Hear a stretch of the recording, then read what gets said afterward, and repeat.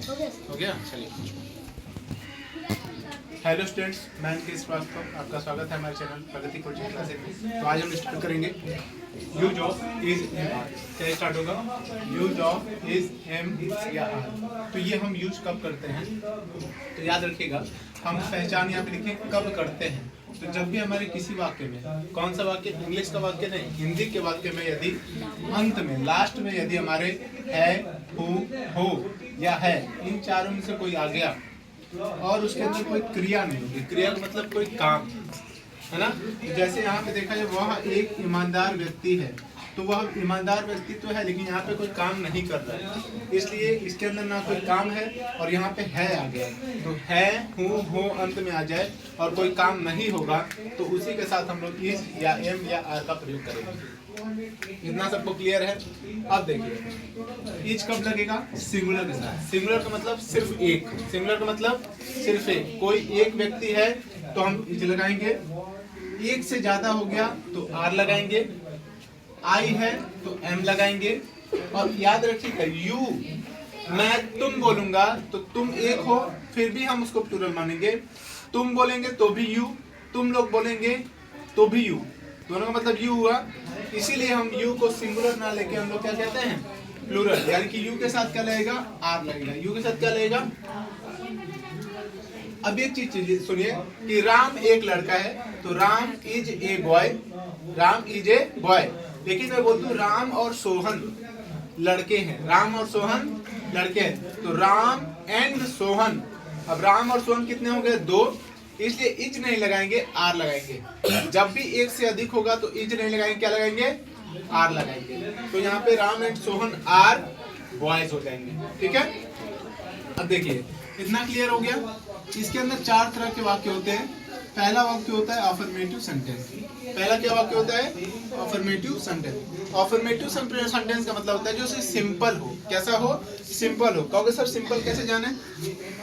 तो वह एक ईमानदार व्यक्ति है, और यहाँ देखिए, वे लोग चालक नहीं है, तो ये नहीं आ गया तो निगेटिव, और यहाँ पे नहीं है तो ये अफर्मेटिव। यहाँ क्या मोहन एक पढ़ई है, या फिर हमारा भाई एक तेज विद्यार्थी क्यों नहीं, क्यों है, तो यहाँ क्यों आया, यहाँ क्या आया, तो क्या क्यों भी इसके अंदर नहीं है, नहीं शब्द भी नहीं है, इसलिए ये अफर्मेटिव।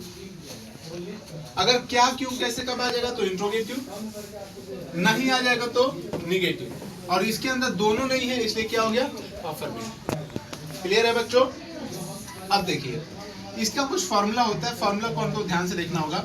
फॉर्मूला होता है, सबसे पहले हम सब्जेक्ट लगाते हैं, फिर या तो इज या तो यार या तो एम लगाते हैं, उसके बाद हम ऑब्जेक्ट लगा देते हैं। तो हमने कहा सब्जेक्ट क्या होता है? सब लोग कहोगे सर सब्जेक्ट क्या होता है?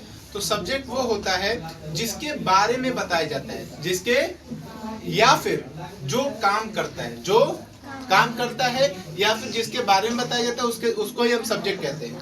तो यहाँ पे सब्जेक्ट जो है, यहाँ पे कोई काम तो हो नहीं रहा है, यानी कि सब्जेक्ट वो होगा जिसके बारे में बताया जाएगा। सब्जेक्ट वो होगा जिसके बारे में बताया जाएगा। तो वह ईमानदार व्यक्ति कौन है? वह है ईमानदार व्यक्ति कौन है? तो वह ही हमारा क्या है? सब्जेक्ट। तो सब्जेक्ट है तो हम सब्जेक्ट ही लिख दिए। अब ही सिंगुलर है कि प्लूरल है? ही सिंगुलर है, तो ही के साथ क्या लगेगा?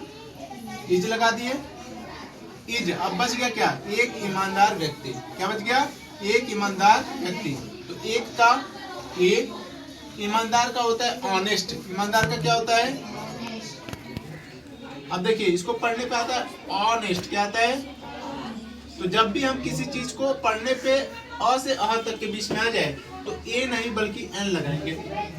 जब भी किसी चीज को पढ़ने पे अ से अह तक आ जाए तो क्या लगाएंगे? एन लगाएंगे। और क से ग तक आए तो क्या लगाएंगे? ए लगाएंगे। तो एन ऑनेस्ट व्यक्ति का होता है। ठीक है, अफर्मेटिव सेंटेंस। मुझे उम्मीद है सबको समझ में आ गया होगा। अब हम निगेटिव सेंटेंस पे पढ़ते हैं। निगेटिव सेंटेंस क्या है?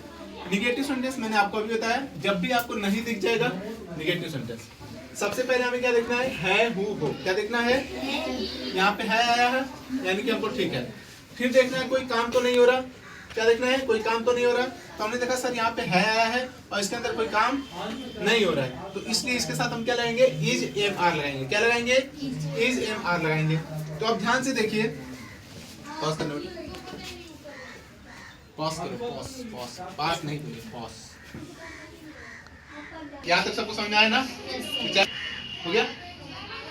तो इसमें क्या है, सब्जेक्ट प्लस इज या एम या are plus not plus object. तो हमने है देख लिया, कोई काम नहीं हो रहा है तो इज एम आर लग गया, नहीं आ गया तो निगेटिव हो गया, नहीं आ गया तो फॉर्मूला ये रहा।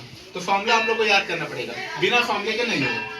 तो अब देखिए, सब्जेक्ट प्लस इज या एम या are plus not plus object, वे लोग चालक नहीं है। तो जो काम जो जैसे जो होता है वही सब्जेक्ट होता है, तो चालक कौन नहीं है? वे लोग। तो वे लोग की इंग्लिश होती है सब्जेक्ट, यानी कि वे हो गया दे। दे सिंगुलर है कि प्लूरल है? प्लूरल है। क्या है? प्लूरल है। दे बहुत ज्यादा लोग हो गए, ज्यादा लोग हो गए प्लूरल, तो क्या लग जाएगा? आर। और उस पर क्या कह रहा है? नॉट लगाना है, तो नॉट। और चालक का क्या हो जाएगा? ड्राइवर। क्या हो जाएगा? कितना समझ में आया? अब देखिए, नेगेटिव क्लियर है। अब इंट्रोगेटिव देखते हैं। इंट्रोगेटिव सेंटेंस, इंट्रोगेटिव सेंटेंस के अंदर दो तरह के होते हैं। एक होता है क्वेश्चन वर्ड पहले आने पर या फिर यस और नो टाइप, और एक होता है क्वेश्चन वर्ड बीच में आने पर WH फैमिली टाइप। यस और नो टाइप क्यों कहते हैं? बहुत सही।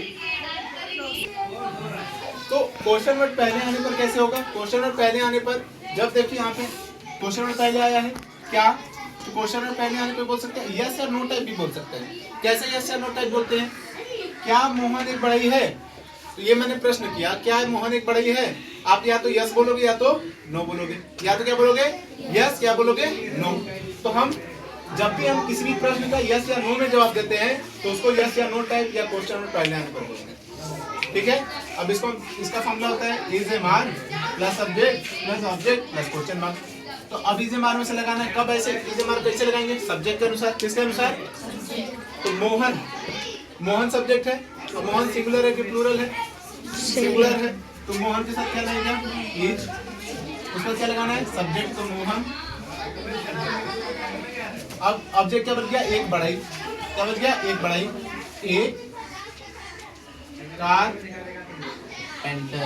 ओके, क्लियर है?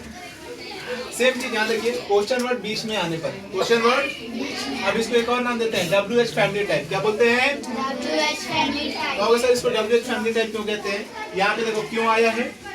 तो देखो WH फैमिली, आपका मान लीजिए आप लोग शादी ब्याह होता है किसी का आपके परिवार में, तो गाड़ी पे एक पोस्टर चिपका जाता है जब बारात जाता है, कुशवाहा परिवार, श्रीवास्तव परिवार, यादव परिवार, है ना? तो परिवार लगाया था क्यों? क्योंकि हर परिवार के लास्ट में जितने भी लोग उसके अंदर सदस्य हैं, सबके लास्ट में वो है, कास्ट है, इसलिए लगता है। तो WH फैमिली किसको कहेंगे? जिसके सब में WH होगा, जितने भी लोग इसके अंदर होंगे सबके अंदर क्या होगा? WH। तो WH फैमिली में आता है क्वेश्चन वर्ड। क्या आते हैं? Question word. तो क्वेश्चन वेयर है, हु है,